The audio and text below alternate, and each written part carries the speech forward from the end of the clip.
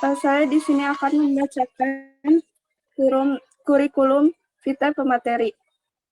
Nama Irma Fitri Sakinah, tempat tanggal lahir Bandung 7 Februari 1996, nomor WA 0823 1864 9243, alamat Jalan Rasdan nomor 35-34 Astana Anyar, Bandung.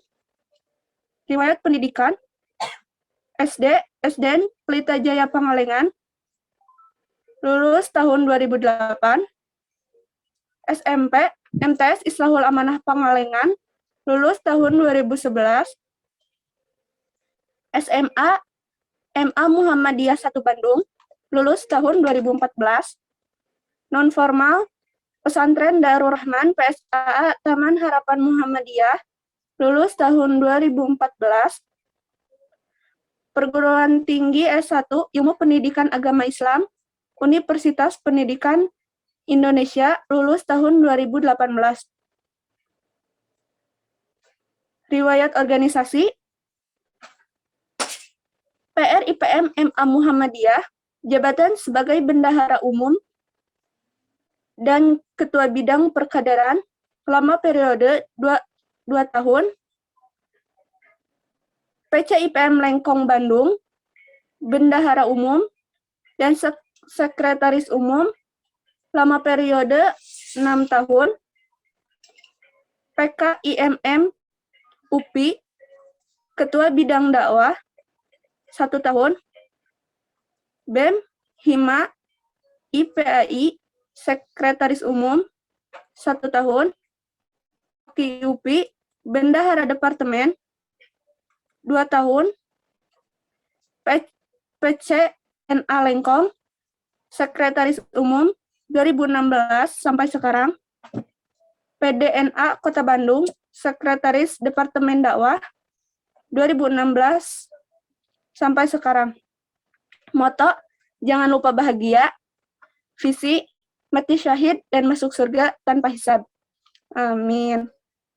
Mungkin selanjutnya penyampaian materi yang akan disampaikan oleh Teh Irma. Kepada Teh Irma, saya persilahkan. Baik, bismillahirrahmanirrahim. Assalamualaikum warahmatullahi wabarakatuh. Waalaikumsalam warahmatullahi wabarakatuh. PM, Jaya. masih semangat ini? Masih Semangat. sama Teh Irma. Gimana kabarnya? Alhamdulillah. Alhamdulillah. Mudah-mudahan sehat selalu ya dalam kondisi yang cukup memprihatinkan di Indonesia, bahkan di seluruh dunia. Mudah-mudahan kita senantiasa disehatkan. Jangan lupa bahagia. Sebelum dimulai boleh peregangan dulu ya. Kalau biasanya offline kan bisa saling pijit ya. Kalau sekarang wayahnya sendiri, peregangan dulu. Yang mau ngambil minum boleh minum dulu. Baru selesai materi kan ya? Iya, Teh. Oke, siap? Siap lanjut materi? Siap banget, Ada Teh. berapa peserta ini? Siap. Pesertanya ada 14. 14, alhamdulillah. Intern Lengkong ya? Ya, Teh. betul banget. Langsung saja mungkin ya, izin share screen. Masih disable nih. Kang Erwin, atau siapa PDD-nya? Bangga Teh, udah jadi co-host. Ya.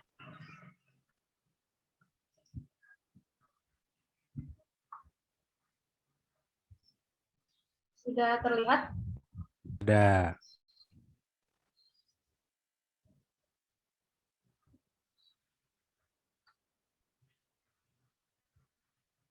Oke, bismillahirrahmanirrahim. Tadi terima kasih kepada Itmawati Sophie ya, yang telah membacakan CV-nya. Salam kenal semuanya, pasti banyak yang belum kenal. Nama saya Irma ya, Teh Irma, bisa dipanggil Teh Irma. Alhamdulillah di Lengkong 3 periode ya, 6 tahun. Dari mulai masuk SMA itu langsung alhamdulillah langsung saat mulai Lengkong tuh sempat vakum kan. Nah, pas saya masuk SMA alhamdulillah diaktifkan kembali dan alhamdulillah bisa langsung berkontribusi gitu di Lengkong. Mudah-mudahan berterima kasih sekali nih ke Kang Erwin dan rekan-rekan semuanya yang masih menghidupkan PCIPM Lengkong. Terharu dan bahagia sekali masih aktif. Ini sekarang kita masuk ke materi administrasi ya. Ini sangat komprehensif dengan tadi pembahasan ke-IPM-an dan manajemen organisasi. Kenapa administrasi ini menjadi penting? Karena memang banyak yang ada ya yang berpendapat para ahli itu bahwa administrasi itu jantungnya organisasi. Kita bisa bayangkan kalau misalkan suatu organisasi tidak dibarengi dengan administrasi yang baik. Bagaimana persyaratannya, bagaimana percatatan keuangannya, mungkinnya khususnya seperti itu tidak akan baik. Terus dan saya mah bukan sekretaris, saya bukan bendahara, kenapa saya harus dapat materi keadministrasian? Kenapa coba? Ada yang mau jawab gak dari peserta?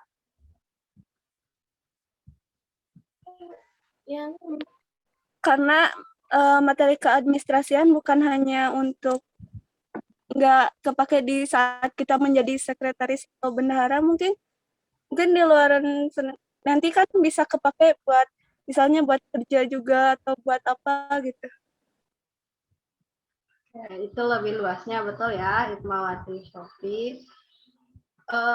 Kita bayangkan kalau misalkan seorang ketua tidak tahu tentang administrasi, nanti gimana sekretaris mau nanya ke siapa gitu ya. Terus nanti saat minta pengesahan, misalkan disahkan ini bagaimana, minta tanda tangan dan lain sebagainya.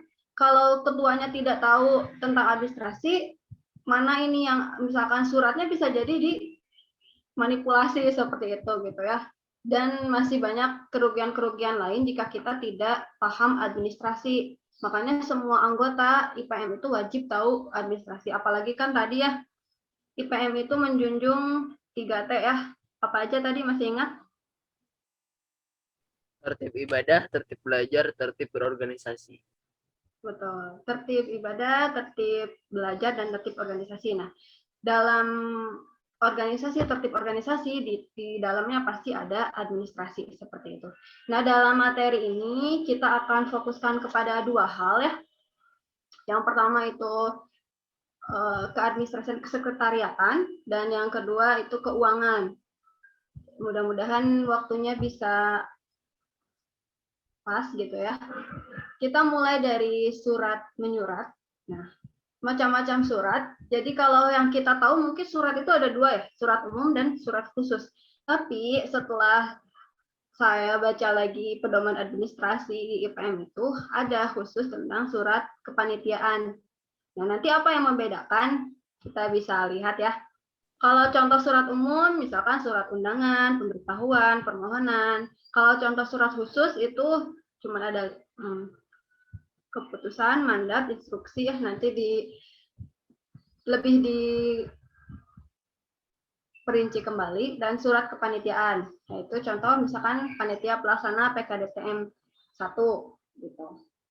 Ini kita akan lihat perbedaannya itu di mana. Pertama kita mulai dari logo surat. Kita harus bisa membedakan ya surat IPM dan bukan.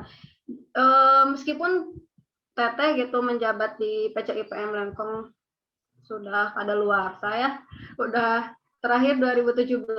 Tapi ternyata saat kemarin bertanya kepada Teh Syifa ya, masih ternyata dikasih link pedoman administrasi masih yang tahun 2010-2011, berarti masih dipakai yang itu, belum ada perubahan-perubahan.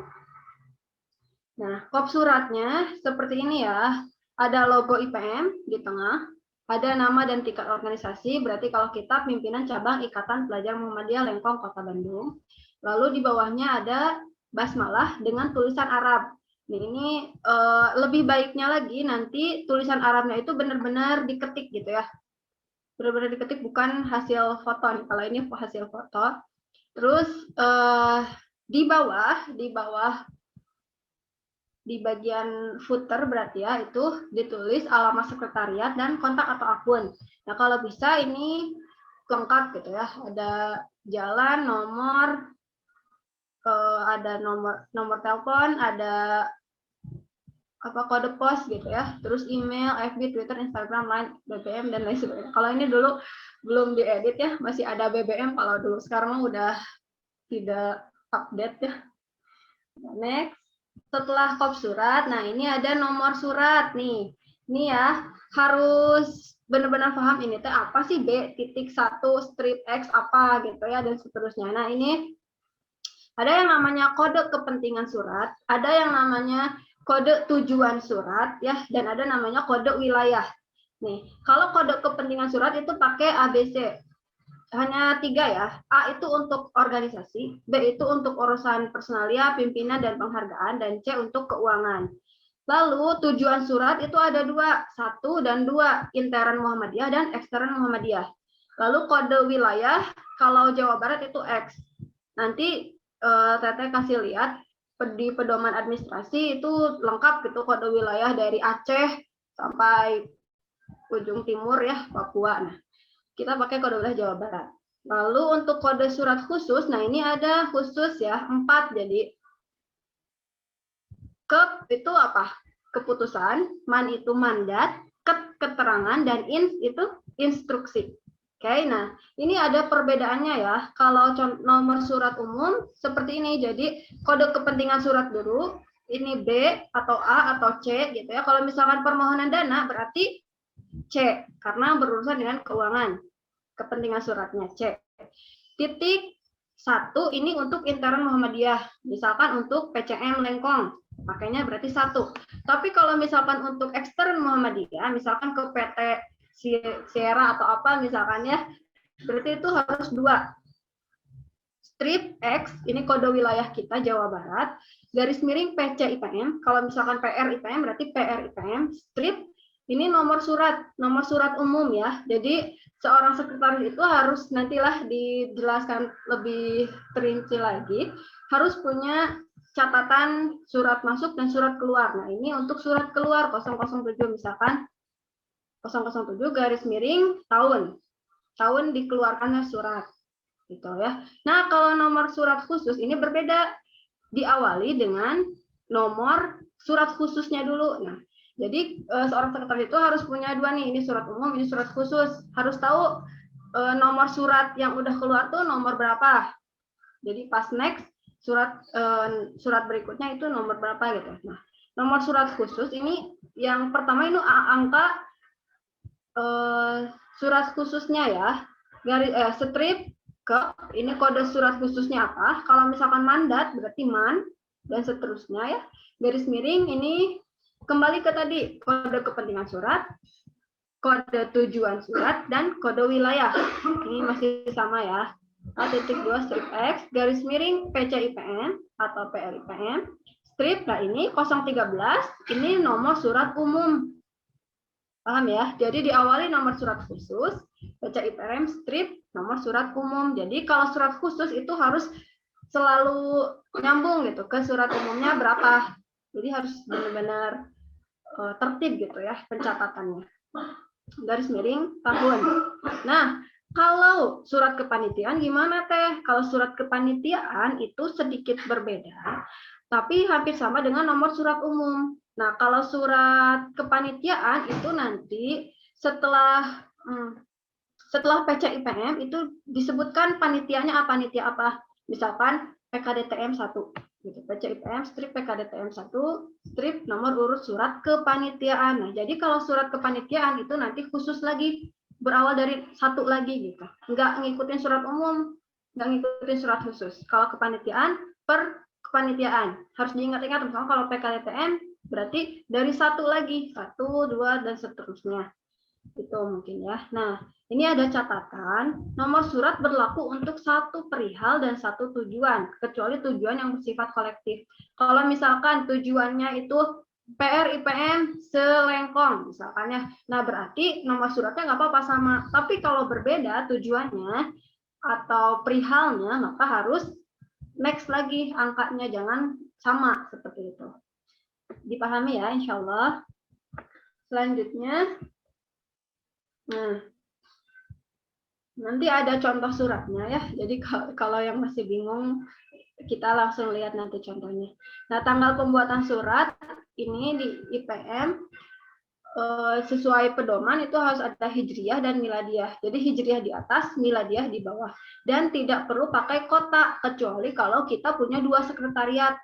Misalkan kalau pusat kan punya 2 ya, sekretariatnya Jogja dan Jakarta. Berarti disimpan, dibikin suratnya di mana, di Jakarta atau di Jogja, seperti itu. Nah, kalau kita, karena kita hanya punya 1 sekretariat, yaitu di Lengkong, Kota Bandung, berarti nggak usah pakai kota lagi nih pas nulisin tanggal gitu. Jadi langsung aja tanggal hijriyah, bawahnya tanggal miladiyah. Seperti itu. Ini perihal misalkan undangan atau apa gitu ya, permohonan. Jadi ditulisnya singkat. Lampiran ini nanti misalkan lampirannya 1 bendel proposal, seperti itu ya. Jadi tidak per lembar disebutkannya, tapi proposal misalkan gitu. Tidak, nah nanti di lampirannya baik itu proposal atau apa itu tidak disertai kop surat lagi gitu ya. Nah, untuk tujuan surat yang terhormat siapa? Misalkan yang terhormat Ketua PCM Lengkong di Kota Bandung. Jadi dituliskannya di kota apa gitu, bukan di tempat, bukan itu tidak tepat ya. Dalam pelajaran bahasa Indonesia juga di tempatnya di mana gitu, harus jelas di kota apa. Nah, ini salam pembuka ditulis dengan tulisan Latin ya. Assalamualaikum warahmatullahi wabarakatuh, boleh WRWB, boleh lengkap warahmatullahi wabarakatuh, ditulis dengan cetak miring ya, italik. Tapi boleh nggak kalau kita pakai bahasa Arab nih salamnya? Nggak boleh ya, karena ini sudah ditentukan dalam buku pedoman administrasi ya, jadi sudah jelas gitu. Membuka seperti biasa, misalkan dalam rangka bla bla bla seperti itu ya. Isinya terus penutup, dan jangan lupa semboyan IPM. Nun wal qalam wa yasturun, ini juga sama, harus ditulis dengan Latin, tidak boleh dengan tulisan Arab ya. Jadi yang ditulis dengan tulisan Arab hanya 1, tulisan basmalah saja. Nah, yang tadi di bawah kop ya. Salam penutup, tanda tangan. Nah, yang boleh tanda tangan siapa? Ketua dan sekretaris umum, ketua umum, sekretaris umum. Atau kalau berurusan dengan keuangan, berarti bukan sekretaris yang menandatangan, tapi ketua dan bendahara. Oke. Kalau misalnya gimana ketua umumnya nggak ada, berarti yang nanda tangan adalah ketua bidang yang membawahi, misalkan kepentingannya lebih ke apa nih? Berarti yang pertama biasanya perkaderan dulu, yang kamu atas nama gitu ya.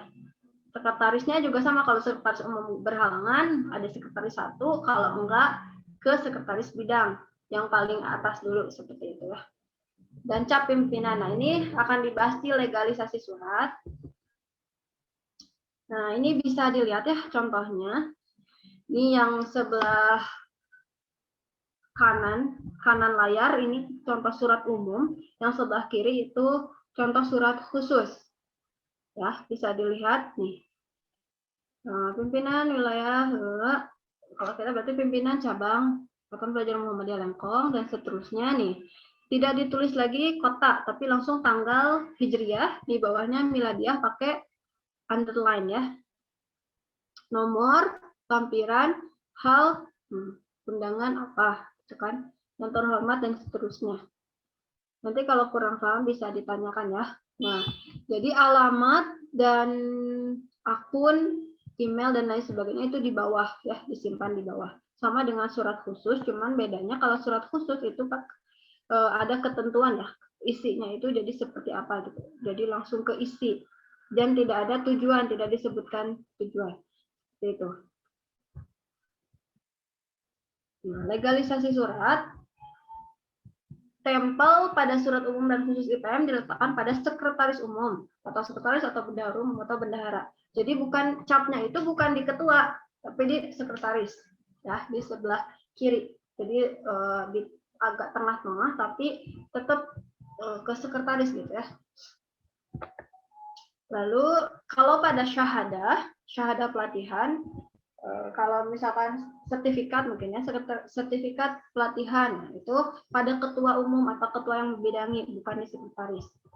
Lalu kalau surat panitia, nah jadi IPM itu harus punya 2 stempel ya minimal, stempel IPM secara umum dan stempel kepanitiaan.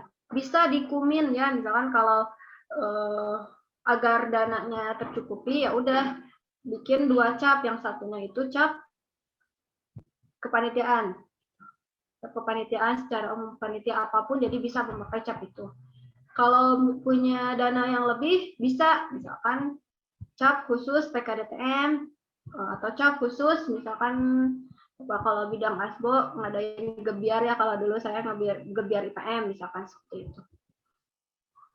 Jadi cap panitia di ketua panitia, cap IPM di di sekretaris panitia, dan cap IPM itu di ketua umum.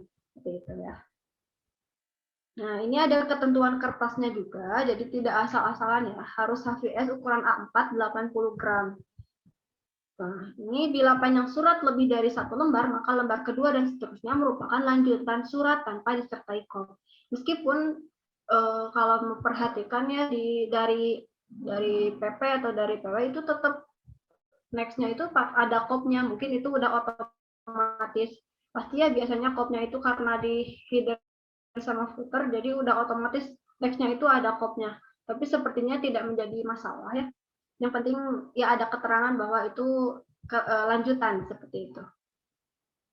Itu cukup untuk surat menyurat, itu apa ya, insya Allah mungkin bisa ya, bisa membedakan, minimal bisa membedakan surat IPM dan yang bukan gitu. Terus ini dari mana, ini B, ini A, dari atau 1, 2, X dan lain sebagainya, minimal kita tahu itu dari mana. Nah, ini ada buku administrasi. Sebisa mungkin ya, setiap pimpinan itu punya buku-buku administrasi berikut. Yang pertama buku tamu, yang kedua buku agenda surat. Nah, agenda surat ini ada surat masuk, ada surat keluar. Jadi benar-benar yang jadi sekretaris itu harus teliti gitu ya, telaten juga gitu. Buku notulen sidang. Nah, ini untuk menyimpan konsideran ya, konsideran biar nanti jadinya tanfiz gitu. Jadi tanfiz. Kalau misalkan cabang berarti muscat, tanfiz muscat seperti itu. Terus buku inventaris, nah apa ada barang-barang apa saja nih yang ada. Kalau saya dulu ya di BEM, di kampus itu sampai benar-benar tiap barang tuh ditulisin pakai kode. Jadi kita bikin kode sendiri untuk tiap barang. Kalau misalkan ini barangnya inventaris berupa administrasi, kodenya apa. Kalau misalkan berupa peralatan rumah tangga, kodenya apa. Itu sampai seperti itu lebih baiknya. Tapi kalaupun tidak, minimal kita punya catatan bahwa nih PCIPM Lengkong tuh punya inventaris ini nih gitu, cap misalkan ya, cap IPM atau cap panitia, mungkin bak ya kalau itu mah, dan seterusnya itu.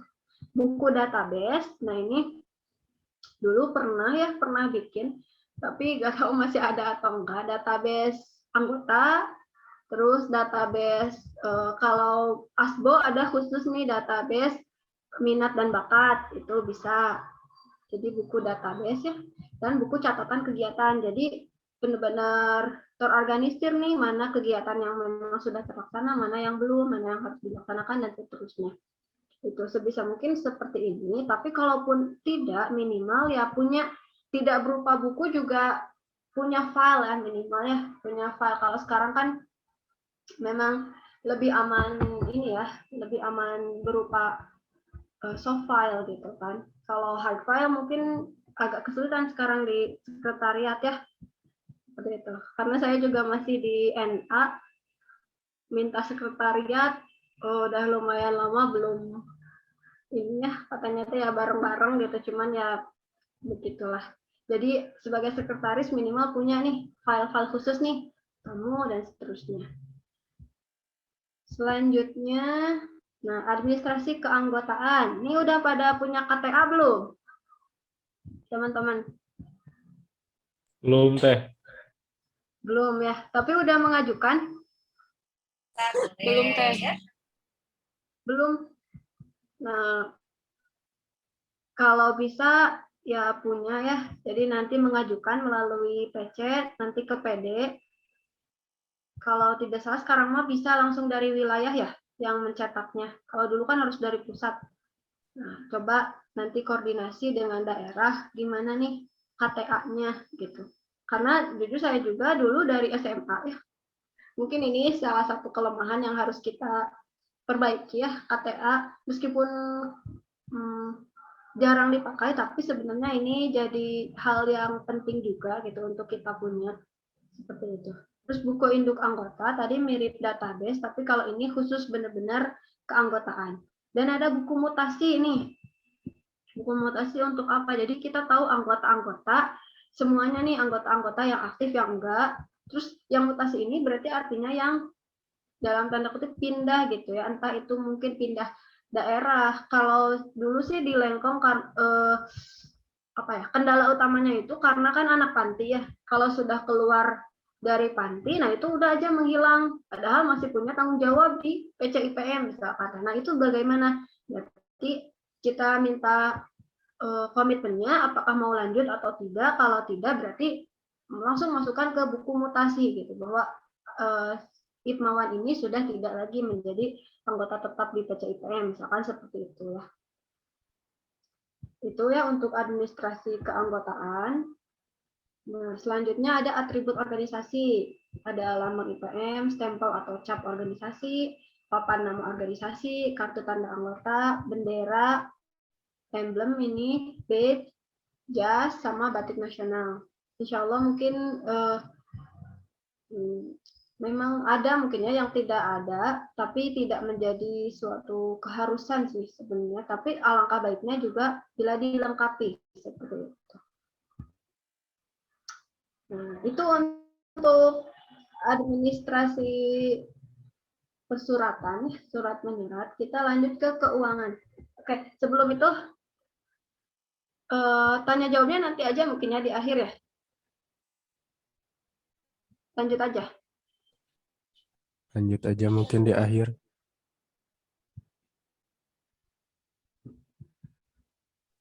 Lanjut. Takutnya Lanjut. kecampur nih. Tadi udah surat menyurat, sekarang keuangan. Gak apa-apa ya. Oke. Siap nih. Sekarang kita ke administrasi keuangan. Kalau administrasi keuangan ini mencakup 4 kurang lebih. Yang pertama penetapan APB IPM. Ada yang tahu APB apa? Jurusan IPS mungkin ekonomi tahu. APBD, APBN, sama sih sebenarnya di IPM juga ada APB. APB itu anggaran, pendapatan, dan belanja IPM. Nah, jujur ya, ini mah Tata sharing gitu. Jadi sebenarnya gitu ya, kalian bisa khatam langsung pedoman administrasi gitu dengan membaca pedoman administrasi IPM. Nanti mungkin bisa di-share ya link drive-nya untuk, atau mungkin bisa di-share filenya nanti sama kita di-share. Jadi kalian coba baca itu administrasi IPM gitu ya, ada juga. Sebenarnya cukup dengan membaca itu gitu. Tapi ini mah ya sharing aja gitu ya.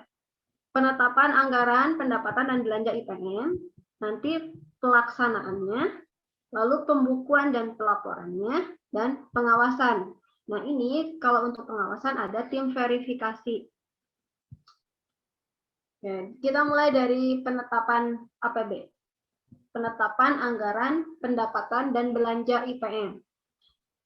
Nih, teman-teman tahu nggak kalau kita di IPM itu ada yang namanya mata anggaran, pendapatan, dan belanja IPM. Jadi, selain sekretaris, bendahara juga harus tahu kode-kode mata anggaran di IPM. Jadi kalau misalkan pengeluarannya berhubungan dengan kesekretariatan, kodenya apa? Kalau berhubungan dengan hal-hal lain, apa? Itu nanti ada ya di akhir datanya. Nah ini Untuk pengajuan APB ini dilaksanakan saat rapat kerja ya. Jadi saat rapat kerja itu kan tiap bidang itu tidak hanya membahas program kerja yang akan dilaksanakan saja, tetapi juga membuat rancangan APB. Misalkan nih, kalau kegiatannya Taruna Melati, kira-kira anggarannya apa saja? Kira-kira anggarannya berapa? Harus punya catatan kasar gitu. Catatan kasar untuk pelaksanaan Taruna Melati ini berapa sih kira-kira dana yang harus keluar? Terus pendapatannya kira-kira dari mana sih? Misalkan bisa dari SWO ya, biasanya sumbangan wajib organisasi gitu. Kalau ngundang ranting, ada sumbangan wajib perorangan SWP, misalkan dari sana kira-kira berapa. Nah, kira-kira ngadain Taruna Melati kapan? Itu sudah harus ada sebenarnya dari saat kita rapat kerja.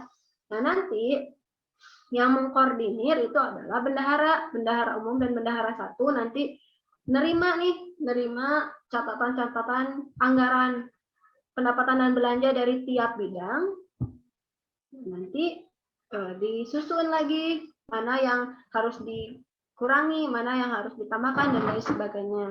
Seperti itu. Jadi dari saat rapat kerja sebenarnya bendahara itu harus sudah punya APB ini gitu. Anggaran pendapatan dan belanja selama satu periode gitu. Nah, nanti disahkan dalam rapat pleno seperti itu. Paham ya dalam penetapan APB. Nah, terus kita emang dapat pendapatan dari mana gitu ya. Sebenarnya memang kalau berdasarkan pedoman administrasi seperti ini ya. Jadi ada dari uang administrasi, sumbangan wajib perorangan atau pimpinan, sumbangan wajib organisasi dan tiap kegiatan tadi suratnya beda ya. Nah, sama si keuangannya juga beda. Tadi ada bendahara kegiatan, khusus bendahara kegiatan. Tapi akhirnya saat ada saldo kegiatan itu harus tetap disetorkan dan dilaporkan kepada bendahara umum gitu. Jadi nah ini ada pendapatan organisasi IPM itu dari sini gitu. Sumbangan wajib organisasi dan seterusnya. Sumbangan atau bantuan, nah ini biasanya kalau kita alhamdulillah ya PC IPM Lengkong masih rutin, iya nggak? Masih rutin nggak dapat DO dari PCM? Rutin teh masih Rutin alhamdulillah. teh, masih rutin. Alhamdulillah. Ya. Nah, ini kita mah harus bersyukur ya. Ada cabang lain yang memang tidak sama sekali gitu dapat sumbangan, dapat DO dari cabangnya gitu ya. Kalau kita alhamdulillah masih, mungkin dari Aisyah juga, kalau misalkan Aisyahnya ini kita bisa mengajukan sebenarnya gitu. Seperti itu ya. Terus sama usaha IPM, bidang atau lembaga khusus IPM, kalau kita mungkin punya nggak cabang, punya sama usaha nggak, misalkan belum ya. Tapi ada bidang kewirausahaan. Untuk pas awal pendirian ada teh, cuman karena kurang terlalu ini, jadi pas pleno ditiadakan kembali. Oke. Nah, kalau tidak, sebenarnya ini bisa ya, IPM. Tapi bukan untuk kepentingan pribadi, tapi untuk benar-benar IPM gitu. Jadi, saat mau membuat kegiatan, ya kita tidak bingung nantinya gitu ya, dari mana, seperti itu. Sama usaha IPM bisa sebenarnya dari pembuatan bed ya, misalkan nanti dikeranting-rantingin nih, yang mengkoordinir dari cabang, misalkan seperti itu. Itu bisa, jadi cabang nggak harus bingung lagi nanti nyari siapa nih yang bikin bed dan lain sebagainya. Nah, nanti bisa dari cabang yang bikin gitu, dan cabang yang nanti mendistribusikan gitu ke tiap ranting.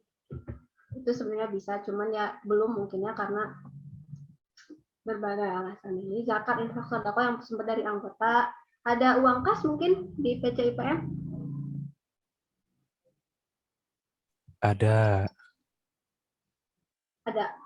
Nah, alhamdulillah. Jadi bisa ini ada uang kas dari sana aja di pendapatannya. Kalau pengeluaran mungkin sudah jelas ya. Nah, berdasarkan rutinitas ikatan, kesekretariatan. Jadi ya itu tadi saat bikin RAPB ya, saat rapat kerja itu kita sudah bisa membayangkan gitu nanti pengeluaran untuk apa saja, untuk kegiatan apa saja. Jangan lupa mungkin kalau pimpinan ada konsumsi rapat misalkan ya seperti itu. Nah, jangan sampai nanti saat di rancangan tidak ada, tapi saat berjalan, kok ada gitu seperti itu. Jadi kitanya nggak bingung. Keperluan insidentil, misalkan ada untuk sumbangan ya, salah satu anggota kita yang sakit, misalkan kan bisa. Berdasarkan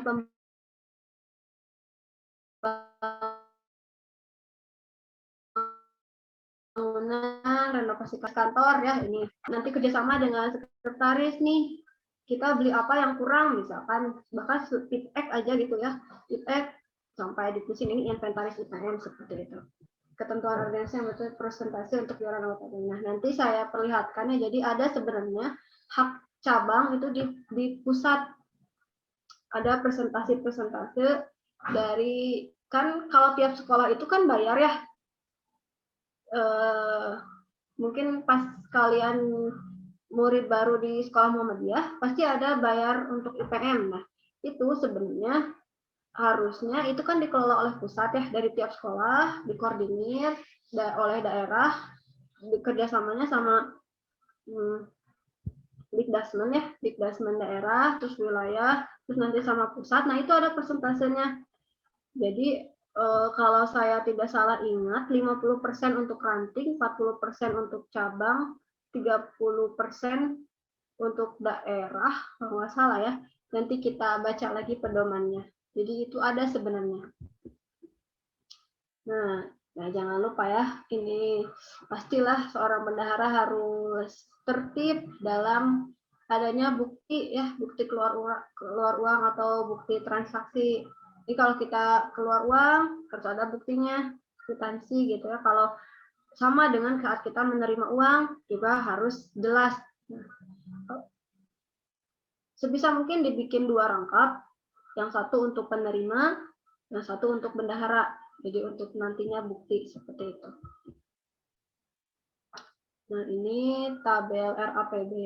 Jadi nanti saat rapat kerja ya, mungkin bisa dibuka kembali nih. Ini untuk setiap bidangnya. Jadi untuk bidang apa, perkaderan, misalkan periode berapa, program kegiatannya apa, waktunya kapan, pendapatannya dari mana, pengeluarannya dari mana, dan seterusnya.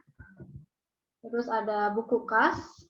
Nah, buku kas seperti ini, nomor, tanggal, MA. Nah, ini mata anggaran ya yang kita belum, dari saya dulu belum tertib gitu. Jadi mata anggarannya belum tercantum gitu. Mata anggarannya apa, uraiannya apa, bukti, nomor bukti, debit, kredit, saldo, dan seterusnya. Nah, ada buku kas pembantu. Kalau tadi kan secara kas umum ya, buku kas umum. Nah, kalau ini buku kas pembantu ini sesuai mata anggaran. Setiap mata anggaran, misalkan khusus untuk mata anggaran kesekretariatan di sini, khusus untuk mata anggaran sumbangan, seterusnya di sini. Laporan akhir keuangan ini seperti ini. Jadi di atas itu anggaran, total pemasukannya berapa, dan di bawah itu rekening pengeluaran, total pengeluarannya berapa, dan saldo akhirnya berapa. Seperti itu. Jadi nanti saat tim verifikasi ya yang mengaudit keuangan itu ya kita tinggal lihat ini laporan akhir keuangannya, buku kasnya, dan lain sebagainya. Nah, ini kode mata anggaran keuangan IPM.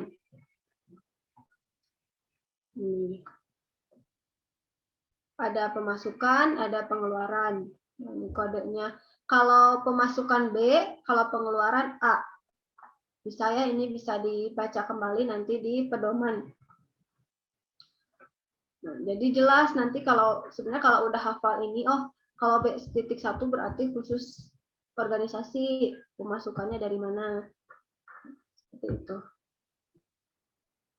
Itu mungkinnya. Nah, coba kalau alur administrasi harusnya kayak gimana sih? Kalau kita bikin surat misalkan.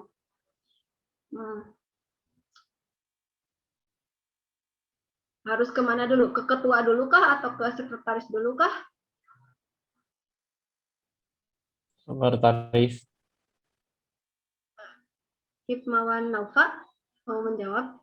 Ya, ke sekretaris dulu. Ke sekretaris dulu. Terus ke ketua. Langsung ke ketua, gitu ya. Nah, biasanya yang menyuruh bikin surat siapa?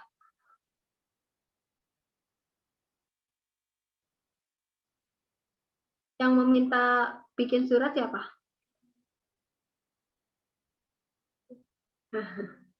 Ini disesuaikan Ketuanya. dengan apa? Yang biasa minta buat surat ketuanya. Ketuanya. Ya. Betul. Jadi saat misalkan kita mau ngadain kegiatan, nah kalau Teteh dulu suka dirinci dulu ya, nanti bikin surat tuh surat apa aja, proposal kemana aja dan seterusnya. Nah, nanti dibagi-bagi lagi gitu ya. Pastinya nanti dengan persetujuan ketua seperti itu. Kalau misalkan yang mengadakan kepanitiaan, otomatis disepakati oleh ketua panitia dulu, baru ke ketua umum seperti itu ya. Insya Allah sudah pada paham ya. Terus nanti alur administrasi yang memberikan surat siapa? Apakah sekretaris, ketua, ataukah bidang PDD?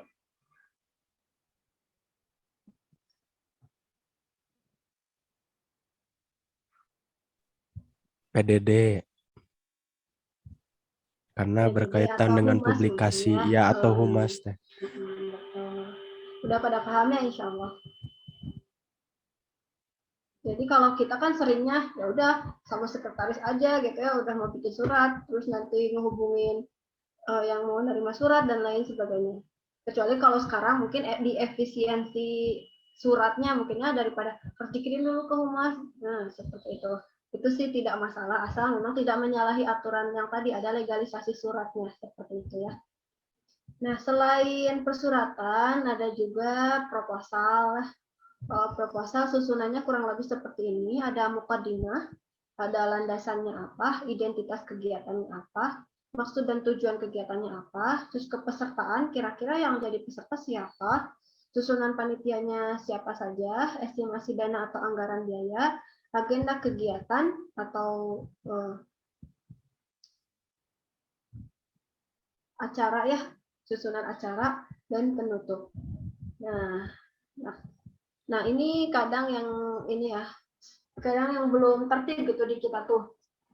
Yang bikin estimasi dana atau anggaran biaya itu malah sekretaris gitu. Harusnya itu bendahara ya, harusnya bendahara kegiatan dibantu dengan bendahara umum. Kan kita udah punya nih RAPB, harusnya ya nyambung gitu. Saat udah punya RAPB, nanti saat mau ngadain kegiatannya buka lagi RAPB-nya. Nih, waktu RAPB bidang perkaderan mintanya seperti ini. Nah, jadi sebenarnya nanti tuh nggak usah bingung-bingung lagi nyusun lagi gitu, tapi lihat dari RAPB estimasi dananya seperti apa, langsung nanti disesuaikan kembali seperti itu. Jadi ingat yang bikin anggaran biaya itu bendahara, tapi nanti yang ngetik atau yang menyusun itu sekretaris seperti itu ya di proposal. Nanti sistemnya seperti apa? Ada rapat divisi dulu ya, rapat divisi PDD nanti butuh berapa, rapat divisi acara berapa dan seterusnya nanti dikasih ke bendahara kegiatan seperti itu. Insya Allah ya untuk proposal sudah sering buat, mungkin diranting juga ya. Yang selanjutnya laporan pertanggungjawaban. Nah, ini laporan kegiatan, ada mukadimah, ada rangkaian kegiatan. Jadi rangkaian kegiatannya itu dimulai dari rapat, bukan dimulai dari kegiatan awal gitu ya. Tapi benar-benar dari pas kita bisa bikin kegiatan ini dari mana ya, dari rapat awal tuh. Kita tuh rapat awal mau ngadain kegiatan itu. Ketetapan yang disahkan ya. Nah, kegiatannya mau ngadain apa aja dan lain sebagainya itu ada di laporan pertanggungjawaban. Hasil kegiatannya seperti apa, terus laporan keuangan dan khatimah penutup ya yang harus ditandatangani. Jadi laporan pertanggungjawaban juga harus ditandatangani oleh ketua dan sekretaris kegiatan, diketahui oleh ketua umum seperti itu. Nah ini LPJ kepengurusan, biasanya ini di musyab ya atau di musyran gitu. Ada mukadimah, ada arah kebijakan program. Nah ini nanti ya saat kita musyran atau musyab harus tahu nih arah kebijakan program angkatan kita tuh mau dibawa kemana, IPM periode kita tuh mau dibawa kemana, apakah penguatan di intern ataukah benar-benar pengen show up keluar nih Lengkong tuh mau kayak gimana, prioritasnya apa, seperti itu. Dan laporan masing-masing pimpinan atau bidang. Laporannya ini ada kondisi objektif, seperti apa nih, apakah ada perubahan atau tidak, misalkannya di dalam intern bidang, misalkan bidang perkaderan nih, ada anggota yang keluar atau tidak, seperti itu, kondisi objektif ya. Lalu program kerjanya apa saja disebutkan, dan program yang terrealisasi apa. Nah, laporan tambahan mungkin bisa jadi ada kegiatan yang akhirnya dulu mah saat rapat kerja tidak ada, tapi akhirnya ada karena situasi dan kondisi, misalkan seperti itu. Lalu hambatannya apa? Hambatan khususnya ke program yang tidak terrealisasi itu kenapa gitu, dan saran. Insya Allah dapat dipahami ya.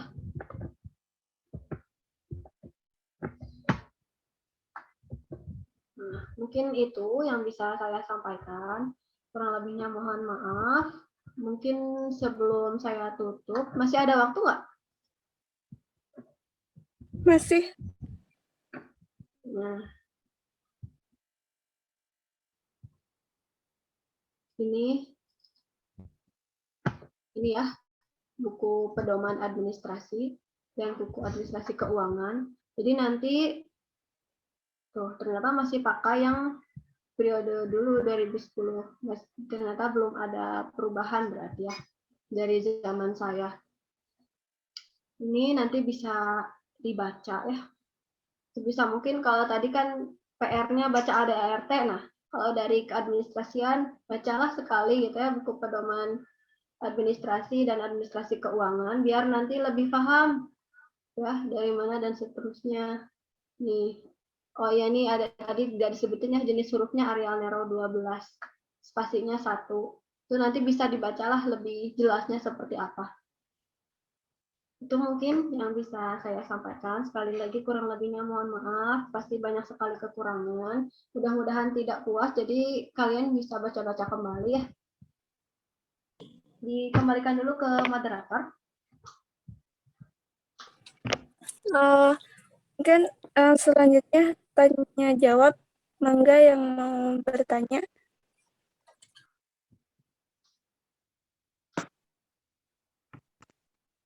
Yuk, nanya yuk.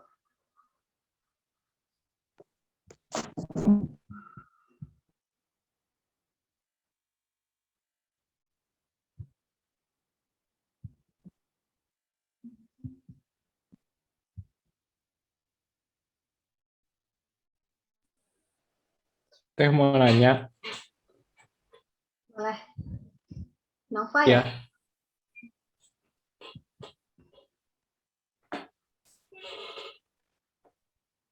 Kalau misalkan kendali administrasi di suatu organisasi itu berfokus kepada sekretaris ataukah semua unsur yang ada di organisasi itu ikut berperan gitu Teh?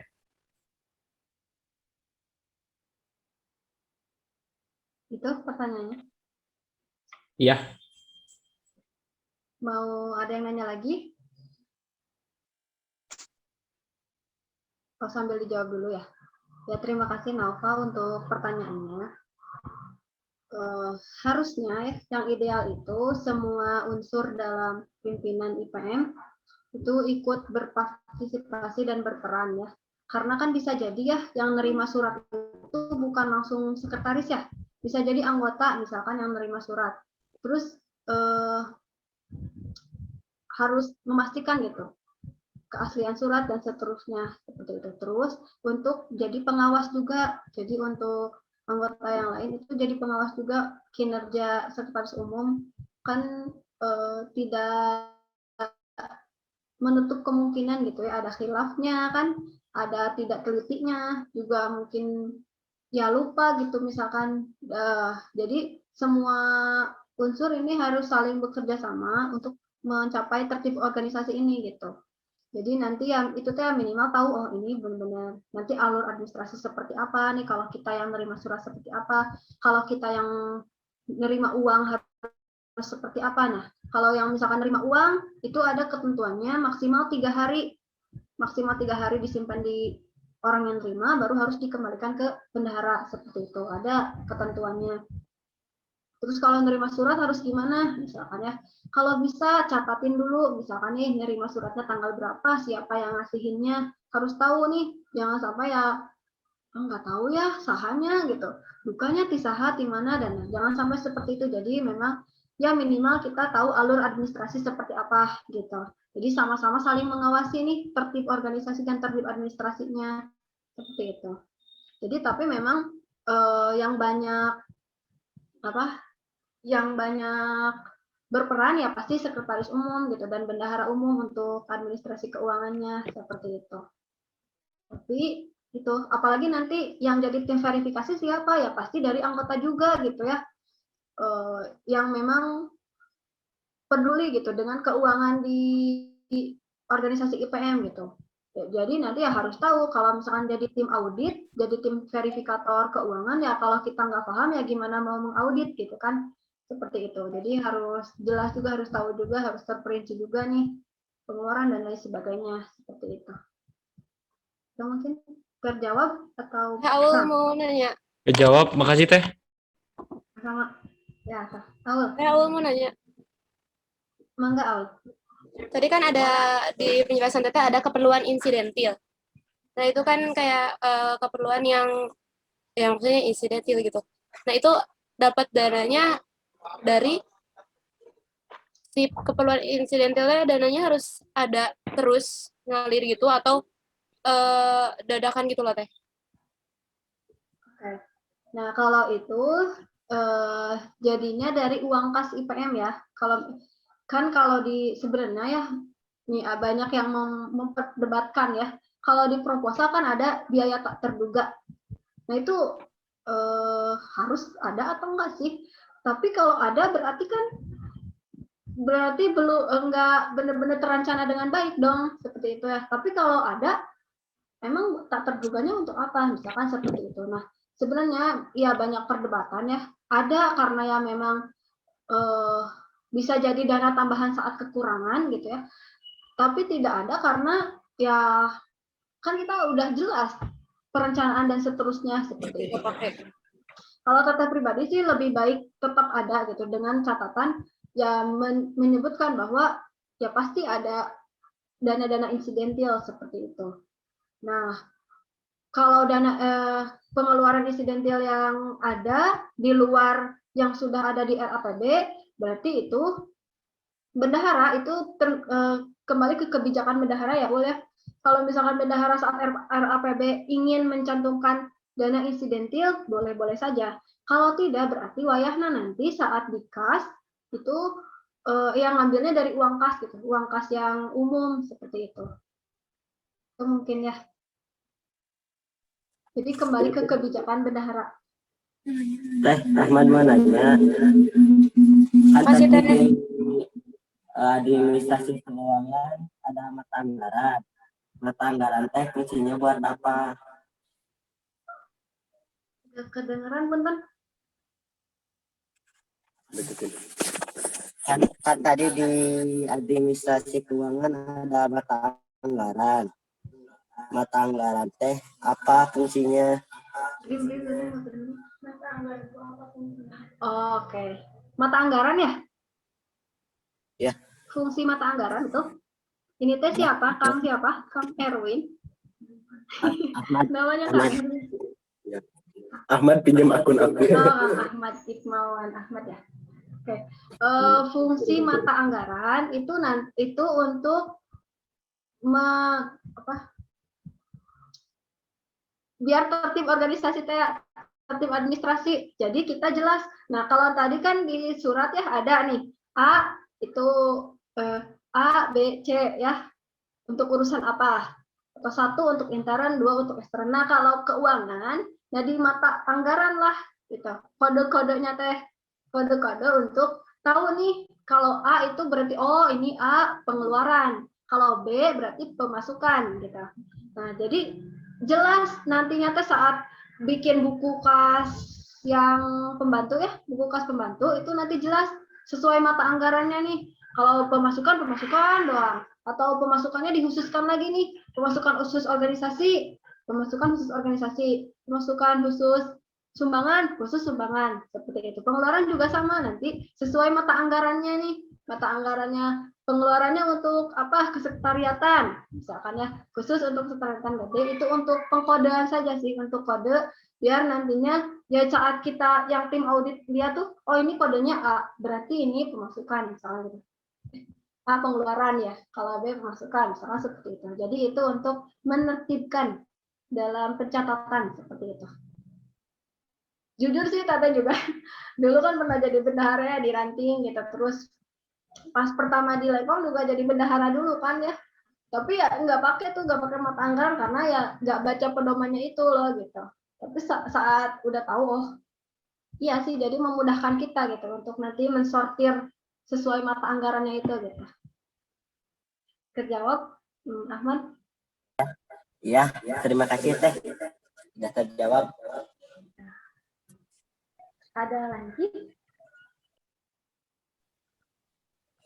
Masih ada waktu, bisa ada yang mau nanya lagi.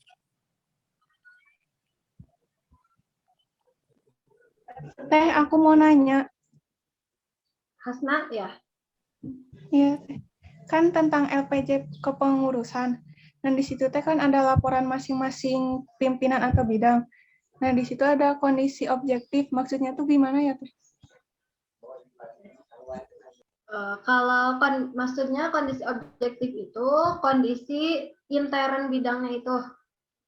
Kalau misalkan pimpinan secara keseluruhan nih, ketua umum tuh harus tahu nih kondisi objektif setiap anggotanya. Misalkan di dalam bidang ini ada yang keluar ternyata selama 1 periode menjabat tuh, atau ada perubahan reshuffle keanggotaan. Itu kondisi objektif lebih ke kondisi personalia di tiap pimpinan gitu.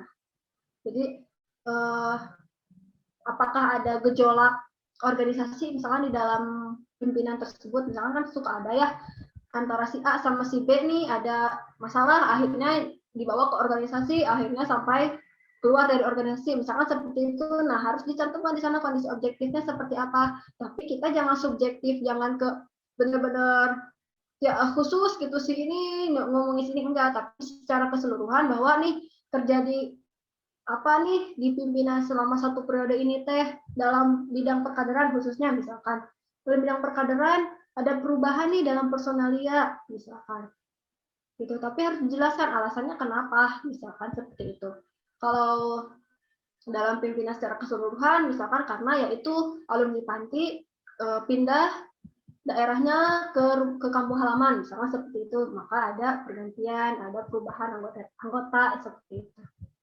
Itu mungkin ya, jadi kondisi intern di pimpinannya seperti apa. Itu bisa disesuaikan sih ya, kalau misalkan tidak ada, ya nggak usah disebutkan. Atau minimal kayak gini, misalnya di kondisi objektif. Dari mulai musyawarah cabang, misalkan ya, anggota bidang perkaderan adalah bla bla bla bla. Nah, selama periode tidak ada perubahan, misalkan seperti itu, alhamdulillah aman damai sentosa, misalkan seperti itu juga boleh seperti itu saja. Itu mungkin dipahami? Alhamdulillah bisa, Teh. Makasih, Teh. Sama-sama. Waktu 5 menit lagi nih.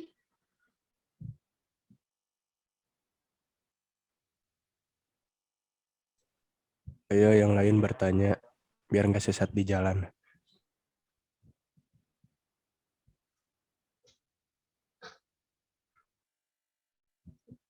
Tidak ada mungkin ya, sudah jelas. Ya mungkin bisa ditanyakan di luar mungkin ya kalau misalkan ada pertanyaan lebih lanjut mah.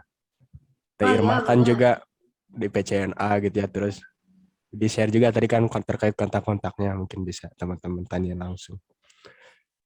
Itu mungkin. Tuh, bisa di luar pematerian, si mau curhat. Curhat dong. Oh iya, tadi nomor telepon Tete ya, itu belum diupdate nomornya. Bisa ada yang mau sharing atau mungkin curhat boleh di 0857 2410 7732. Nanti insya Allah untuk pedoman administrasi dan pedoman keuangan, Teteh share ke tim pemateri ya, ke Teh Rima. Nanti sama Teh Rima bisa di-share di grup peserta. Atau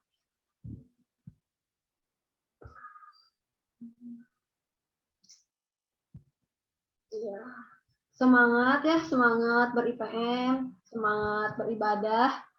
Dan ya mudah-mudahan dengan kita ber-IPM itu satu jalan ya, satu jalan kita lebih dekat kepada Allah, satu jalan untuk biar kita tuh dapat sahabat baru ya, dapat saudara-saudara baru yang bisa saling mendoakan kalau kita lagi sakit, atau kalau kita lupa kesasar ya di jalan Allah, misalkan nih bisa saling mengingatkan. Titip lah Teteh mah, meskipun saat periode Teteh sadar pisan banyak banget kekurangannya, belum bisa jadi alumni yang baik gitu ya, nggak bisa kasih bekal apa-apa gitu untuk PCIPM di generasi ini, di generasi Kang Erwin ya, mudah-mudahan. Tapi Teteh yakin kalian bisa ya, jangan patah semangat. Kalau ada apa-apa sok ngobrol, insya Allah. Kalau kita ada yang bisa dibagikan, kita bagikan. Kalau ada yang bisa diberikan, insya Allah diberikan, seperti itu. Terima kasih atas perhatiannya. Sekali lagi, terus semangat berorganisasi, terus semangat ber-IPM. Jangan lupa tetap semangat juga untuk ibadah, untuk belajar ya. Bapak cita-cita juga. Insya Allah, kalau kita niatnya lurus karena Allah, Allah juga akan membantu ya, akan memudahkan insya Allah. Amin. Udah mungkin ya. Nun wal qalami wa ma yasturun. Albiru man ittaqa. Assalamualaikum warahmatullahi wabarakatuh. Waalaikumsalam Waalaikumsalam warahmatullahi wabarakatuh. Warahmatullahi wabarakatuh.